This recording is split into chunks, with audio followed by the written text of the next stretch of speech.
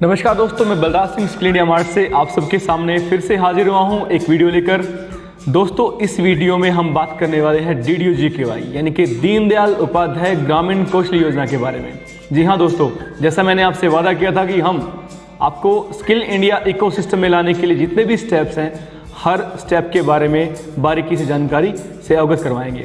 दोस्तों, NSDC training partner कैसे बने, ये हमारी पहली सीरीज़ थी जिसको आप लोगों का प्यार मिल रहा है और हम बहुत खुश हैं आपके इस प्यार को देखकर। इसी कड़ी में दूसरी सीरीज हम लेके आए हैं दीनदयाल उपाध्याय ग्रामीण कौशल योजना पर। एनजीओ को काम मिलने की संभावनाएं बहुत कम होती हैं दोस्तों। उनकी बहुत सारी क्वारीज हमारे पास आ रही थी कि हमें भी काम मिले, ऐसी वीडियोज़ बनाइए, कोई योजना हमारे लिए भी तो आए।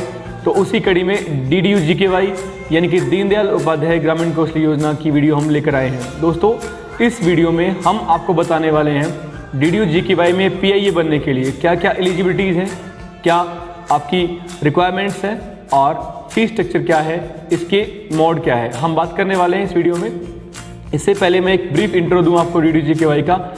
DDU-GKY योजना की शुरुआत 25 सितंबर 2014 को यूनियन मिनिस्टर नितिन गडकरी और वेंकैया नायडू ने की थी। दोस्तों, ये शुरुआत पंडित दीनदयाल उपाध्याय के 98वें जन्मदिवस पर की गई थी।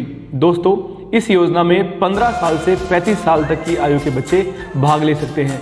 ये कोर्सेज बहुत ही अच्छे होते हैं, लॉन्ग ड्यूरेशन के होते हैं, जिनके बिहाफ पर आपको जॉब मिलने की संभावनाएं बढ़ जाती हैं। बेसिकली 4 स्टेप DDU-GKY फॉलो करता है। सबसे पहले PRN।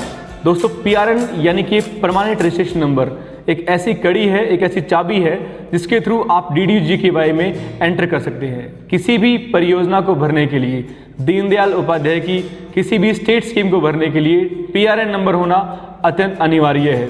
उसके बाद इनिशियल स्क्रीनिंग एक ऐसी स्टेज है दोस्तों जिसमें सबसे पहले आप टेंडर भरते हैं, एक फीस सबमिशन किया जाता है। उसके बाद क्वालिटी अप्रेजल और फिर है PAC यानी कि प्रोजेक्ट अप्रूवल कमेटी। दोस्तों, ये 4 स्टेज जहां पर आपका इंट्रो होता है स्टेट मिनिस्ट्री से, जो आपको ये काम देती है। वीडियो की जानकारी बहुत ही बारीक और सटीक है दोस्तों। मैं चाहूँगा आप हमेशा की तरह हमारे वीडियो को प्यार दें। मेरी आपसे रिक्वेस्ट रहती है कि आप हमारे चैनल को सब्सक्राइब करें, लाइक करें और हमारी वीडियोज़ को शेयर करें। दोस्तों, आपके शेयर्स, आपके सब्सक्राइब हमारा मोटिवेशन बढ़ाते हैं। साथ ही हम जो काम कर रहे हैं उसका सच्चा रिवार्ड यही है दोस्तों। मेरी टीम आप सबका धन्यवाद करती है।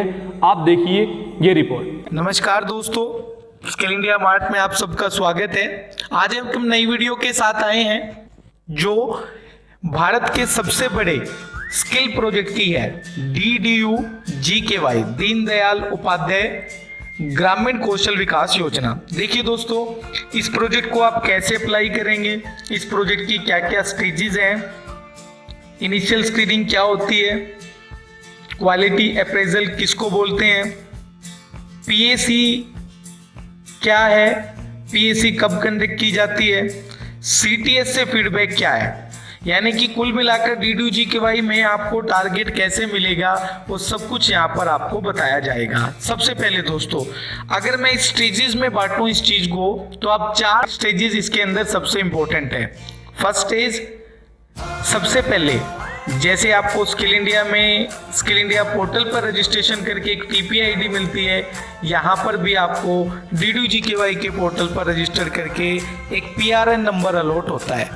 ठीक है दोस्तों, PRN कैसे अप्लाई होगा, उसके लिए क्या डॉक्यूमेंटेशन है, वो हम अब आपको इसी वीडियो में कंप्लीट विस्तार से बताएंगे। ठीक है दोस्तों। दूसरा, आपको सेकेंड पॉइंट पर PRN लेने के बाद आपको जब भी कोई RFP निकलता है तो उसके लिए प्रोजेक्ट अप्लाई करना पड़ता है। प्रोजेक्ट अप्लाई करते वक्त आपकी 2 बातें होंगी, एक इनिशियल स्क्रीनिंग, एक क्वालिटी अप्रेजल। जो व्यक्ति क्वालिटी अप्रेजल में क्लियर हो जाएगा उसी को स्टेट जो डिपार्टमेंट होगा वो स्टेट डिपार्टमेंट PAC के लिए बुलाएगा। ठीक है दोस्तों। अब हम बात करेंगे सबसे पहले PRN। देखिए दोस्तों, PRN बनने के आपके सामने एक पूरी प्रोसेस है जिसमें स्टेप बाय स्टेप आपको बताया गया है। सबसे पहले आप DDU-GKY की वेबसाइट पर जाएंगे। PRN रजिस्ट्रेशन का वहाँ पर लिंक है, उस लिंक पर आप क्लिक करेंगे। सबसे पहले ध्यान रखें दोस्तों, जब भी आप PRN के लिए अप्लाई करेंगे, जो D पॉइंट से लेकर I पॉइंट तक के डॉक्यूमेंट है वो आपके पास होने चाहिए। जैसे कि आपके पास आपका इनकॉर्पोरेशन सर्टिफिकेट, चाहे आप ट्रस्ट है, सोसाइटी है, प्राइवेट लिमिटेड है या प्रोप्राइटरशिप है, पैन नंबर आपका, 10 नंबर, दोनों ही कंपलसरी है, पेन भी चाहिए, 10 भी चाहिए। G पॉइंट बड़ा इंपॉर्टेंट है दोस्तों, जो आपका हेड ऑफिस होगा जहां पर आपकी ट्रस्ट रजिस्टर्ड है, उस हेड ऑफिस के बाहर आपकी फर्म का बोर्ड लगा होना चाहिए और वो ऑफिस पूरा कंप्लीट दिखाई दे। यानी कि आप बिल्डिंग की फोटो लगेगी पर बिल्डिंग पे आपके अगर बोर्ड है तभी उस फोटो को वैलिड माना जाएगा। जो भी ऑथराइज पर्सन होगा उसका CV, उसकी फोटो, उसका ड्राइविंग लाइसेंस, आधार कार्ड, पैन कार्ड, ये डिटेल्स आपको चाहिएगी दोस्तों। अब पहले ये ऑप्शन एक कंपलसरी नहीं था, J पॉइंट अब कंपलसरी है। अगर किसी ऑर्गेनाइजेशन के पास DDU-GKY अप्लाई करना चाहता है तो उसके पास अपनी वेबसाइट होना जरूरी है। ठीक है दोस्तों। I पॉइंट आपको बताता है नीति आयोग में आपका रजिस्ट्रेशन होना जरूरी है। नीति आयोग में रजिस्ट्रेशन करने के लिए आप नीति आयोग की वेबसाइट पर जाकर अपने NGO को नीति आयोग पर रजिस्टर कर सकते हैं। दोस्तों एक चीज का ध्यान रखें, जब भी आप डॉक्यूमेंट को स्कैन करें तो उसका साइज 300 KB से कम होना चाहिए, अदरवाइज वो डॉक्यूमेंट अपलोड नहीं होगा। जैसे ही आप ये सारे डॉक्यूमेंट सबमिट करेंगे उसके बाद आपको एक TRN नंबर रिसीव्ड होगा, टेम्परेरी रजिस्ट्रेशन नंबर। ये तब तक वैलिड रहेगा जब तक आपके डॉक्यूमेंट वेरीफाई नहीं हो जाते। जैसे ही आपको डॉक्यूमेंट वेरीफाई होंगे, आपके डॉक्यूमेंट सही होंगे तो आपको एक PRN मिलेगा। उसी PRN से आप DDU-GKY के पोर्टल पर लॉगिन कर पाएंगे। अगर आपको कोई भी परेशानी है तो एक ईमेल ID दी गई है helpdeskprn@gmail.com, इस पर आप अपनी क्वेरी को रेज कर सकते हैं। ठीक है दोस्तों। जो सबसे इंपॉर्टेंट पॉइंट होगा दोस्तों, अब आपने PRN ले लिया, पोर्टल पर जाने के बाद आप प्रोजेक्ट को अप्लाई करोगे और अब बात आएगी सबसे पहले इनिशियल स्क्रीनिंग के पास। देखिए दोस्तों, ये मैं आपको एक पॉइंट बीच में बता देता हूँ कि ये पॉइंट्स, ये लेक्चर कौन से हैं, इन लेक्चर को फिल कैसे करना है, इनमें क्या डाटा आएगा, वो आप एक नेक्स्ट वीडियो में देखेंगे। यहाँ सिर्फ हम डॉक्यूमेंटेशन की बात करेंगे, क्या डॉक्यूमेंट कैसे फिल करेंगे, पोर्टल पर कैसे अपलोड होंगे, वो आप नेक्स्ट वीडियो में देखेंगे। देखिए दोस्तों, एक इनिशियल स्क्रीनिंग के लिए टोटल 19 डॉक्यूमेंट का रिक्वायरमेंट होता है। 19 डॉक्यूमेंट आपको अपलोड करना होगा, उसके भी आप पर आपकी इनिशियल स्क्रीनिंग क्लियर होगी।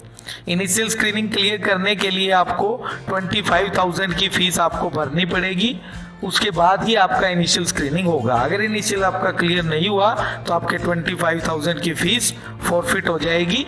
अगर आपका इनिशियल क्लियर हुआ तो आप QA के लिए चले जाएंगे, क्वालिटी अप्रेजल के लिए, उसके अलग डॉक्यूमेंटेशन है। सबसे पहले बात करता हूँ डॉक्यूमेंट नंबर 1। अगर आप एक चैंपियन एम्प्लॉयर है तो उसके लिए P1 एनेक्चर आपको करना होगा। चैंपियन एम्प्लॉयर की डेफिनेशन DDU-GKY की वेबसाइट पर दी हुई है। नॉर्मली ये एक कैपिटिव एम्प्लॉयर होता है, यानी जो ट्रेंड करके खुद अपनी कंपनी के अंदर एम्प्लॉयज को रखेगा। 500 का कम से कम इसके पास एम्प्लॉय होना जरूरी है, उसी को आपको चैंपियन एम्प्लॉयर माना जाएगा। अनेक्चर P2 आपको बताता है कि आप self certificate for training institution आप बनाकर देंगे अपनी लेटर हेड पर। इसका फॉर्मेट हम आपको नेक्स्ट वीडियो में दिखाएंगे। अगर आप नेक्स्ट से एग्रीगेटेड है तो उसका एग्रीगेटेड लेटर लगेगा। 4th नंबर में अगर आप NSDC पार्टनर हैं तो जो टर्म शीट NSDC ने आपको दी है वो यहाँ पर अपलोड होगी। P6 के अंदर अगर आप यूनिवर्सिटी के लिए एफिलेटेड हैं तो आपका एफिलेशन लेटर लगेगा। 6 पॉइंट के अंदर अगर कोई UGC से ग्रांट मिला है तो उसका सेक्शन लेटर, AICTC से मिला है तो उसका सेक्शन लेटर। 8 पॉइंट के अंदर अगर आप DGT और SSC का कोई भी सर्टिफिकेट, यानी कि जो स्टूडेंट्स आपने पढ़ाए हुए हैं ना, उस सर्टिफिकेट पर आपके ऑर्गेनाइजेशन का नाम होना चाहिए और वो किसी भी SSC से हो, वो भी आपके लिए मैंडेटरी है। उसके अलावा 9th पॉइंट में एसओपी यानी कि स्टैंडर्ड ऑपरेटिंग प्रोसीजर आपके सेंटर का क्या रहता है, मोबिलाइजेशन आप कैसे करते हैं, आपका ऑर्गेनाइजेशन सेंटर कैसे सेटअप करता है, वो सारी डिटेल आपको 9 से 10 पेज की एक एसओपी बनानी होती है। उसका फॉर्मेट भी हम आपको नेक्स्ट वीडियो के अंदर दिखाएंगे। ITR एक्नॉलेजमेंट, जो ITR आप ऑनलाइन फिल करते हैं। नेक्स्ट पॉइंट पे अगर मैं बात करता हूँ, ITR जो आप ऑनलाइन इनकम टैक्स के पोर्टल पर फिल करते हैं, वो सारी डिटेल आपको दिखानी होगी।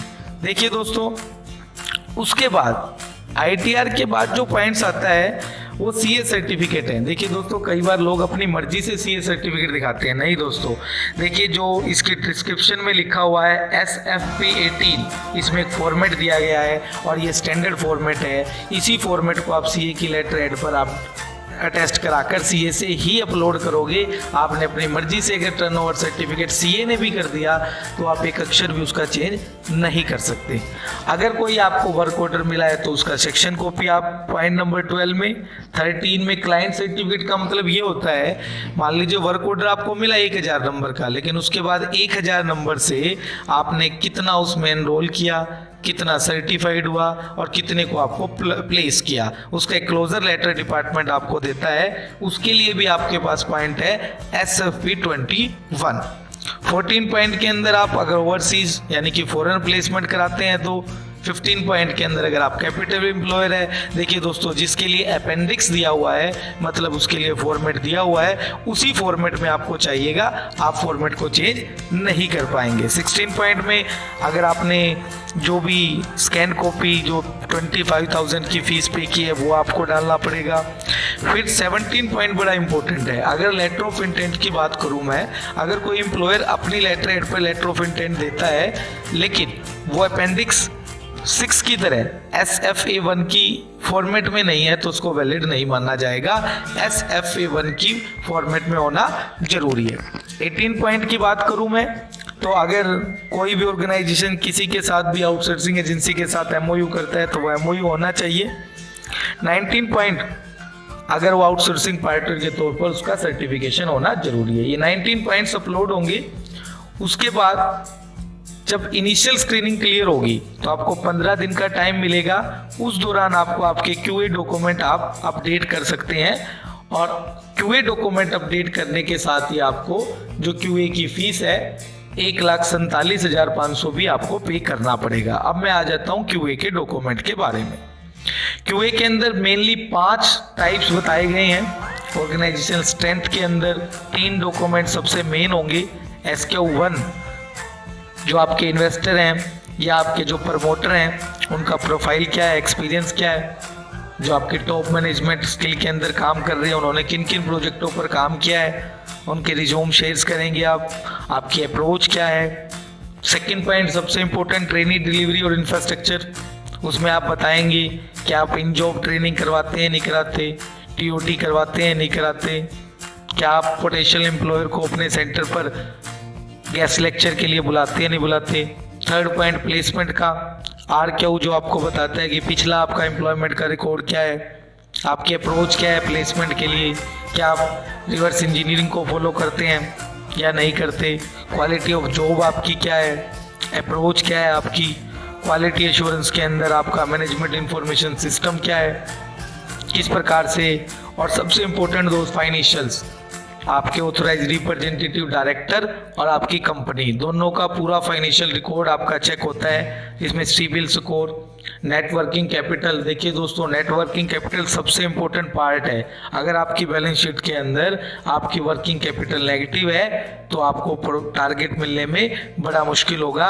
इसलिए आप ध्यान रखें कि आपकी नेटवर्किंग कैपिटल हमेशा पॉजिटिव होनी चाहिए। ऑडिटर ने क्या कमेंट किए हैं, या फिर डेट सर्विस का डेट इक्विटी का रेशो क्या है आपका, और जो TDS वगैरह के रिटर्न आपने भरी है उन सब के चलान जो है वो आपके चेक किए जाएंगे। सारे के सारे चलान्स की कॉपी आपको यहाँ पर लगानी होगी। सारे डॉक्यूमेंटों के फॉर्मेट और उन डॉक्यूमेंट कैसे कैसे वो डॉक्यूमेंट बनेंगे वो आपको नेक्स्ट एक एक वीडियो के अंदर सारे डॉक्यूमेंट के फॉर्मेट दिखाए जाएंगे। और किस तरह से फिल करना है वो भी आपको बताया जाएगा। इस वीडियो में सिर्फ आप डॉक्यूमेंटेशंस के बारे में जान रहे हैं, ठीक है दोस्तों। अब आ जाइए दोस्तों, सबसे लास्ट अगर मैं बात करता हूं, अगर इस क्यूए के डॉक्यूमेंट को सबमिट करने के बाद 1,47,000 रुपए की फीस आपको पे करनी होगी अगले 30 दिन के अंदर। अगर आपके क्यूए डॉक्यूमेंट सही है, ऑर्डर में है, तो आपको अप्रूव हो जाएगा, अदरवाइज आपको रिजेक्ट कर दिया जाएगा और आपकी 25,000 और 1,47,500 दोनों ही फीस नॉन रिफंडेबल है, आपकी दोनों फीस फॉरफिट कर ली जाएगी, ठीक है दोस्तों।